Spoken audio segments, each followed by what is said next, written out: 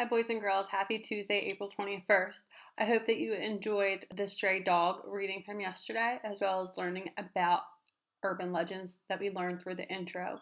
I'm so happy with all of the submitted work that you guys have put in. Today, we're going to read chapter 2, and this chapter is called The Killer Hairdo and Other Legends. This is The Killer Hairdo.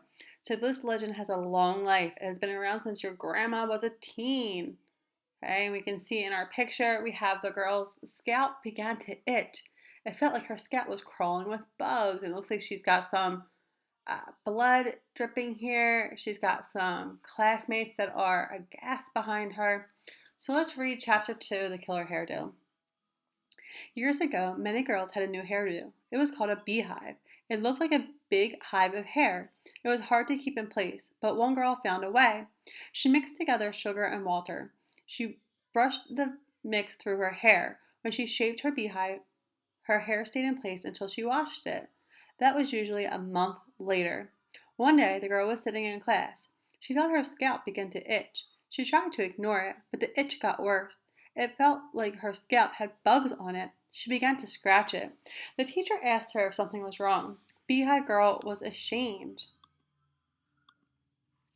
So she said no. She tried to sit still. Then she felt something wet. It slid down her forehead. She touched it with her finger. It was blood! Other kids saw it at the same time. One screamed. Just then, Beehive Girl fell over in her chair. She had passed out. The teacher ran to call an ambulance. The girl was rushed to the hospital. A doctor looked at her. I don't know what's going on, he said.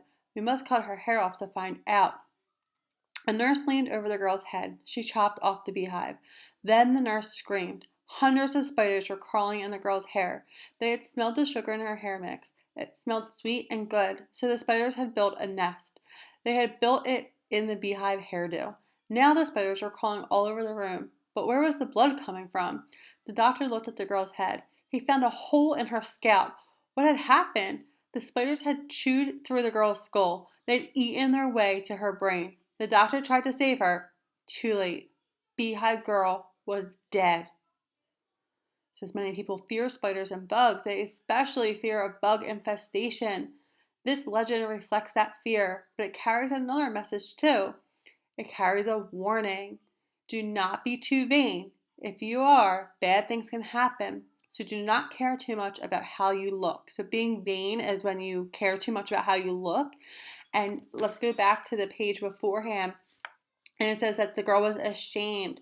So she was embarrassed that her head was itchy. So instead of asking for help, it got too late. And she said nothing at all. So that's another little cautionary tale, is that when there's a problem, don't be embarrassed, but just try to ask for help.